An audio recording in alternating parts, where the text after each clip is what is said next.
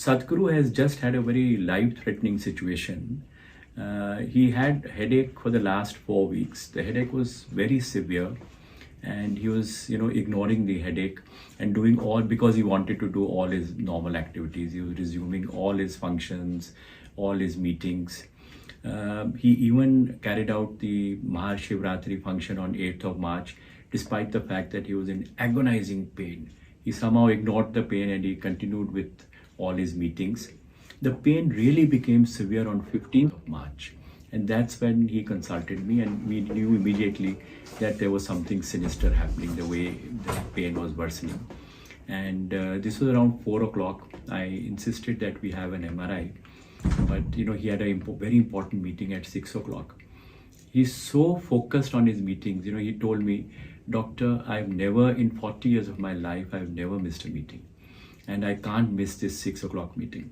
Somehow we could actually persuade him, and we got an MRI done. And the MRI actually showed, that he had massive bleeding in the brain. It was outside the brain and below the bone. There was massive 2-time bleeding, some which had happened about 3 weeks back, one that had happened maybe 2 to 3 days back. But, we insisted that he gets admitted immediately, but because of his commitments, he just went ahead with his meeting at 6 o'clock without anybody getting to know that he was that unwell. Next day, he had a very important India Today conclave, which with lot of painkillers and sedation, he still attended that, and he, it was such a marvelous interview he gave. And we were surprised, that with so much of pain, so much of painkillers, so much of sedation, he could attend and, complete that meeting. 17th morning, however, he really got very unwell. He became very drowsy while talking. He was, just dozing off. He had weakness of the left leg, and we had to rush him to hospital. And even at that time, he would never complain of pain. He would just say, "Doctor, I'm a little unwell."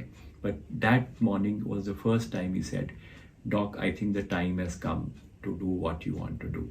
And that's the first time he agreed, that we could go ahead with the surgery.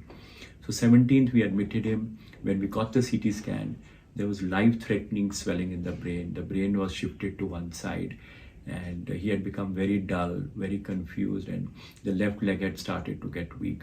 And we had to undergo an emergency surgery on him on 17th itself. We could get him off the ventilator post-surgery, and he has actually done extremely well, much beyond our expectation. And we were joking with him that we have done what we could, but you are healing yourself. So we are actually seeing the kind of improvement we are seeing is beyond our expectation. He is now extremely well. He is now back to his normal self. All his brain, body, and vital parameters are normal, and he's making a steady progress. I think he's probably healing himself more than what we can do for him. The team from Apollo Hospital, including neurologists, neurosurgeons, ICU care physicians, all the nursing staff, OT technicians, they all worked very diligently to ensure that we achieve the best possible outcome for Sadhguru.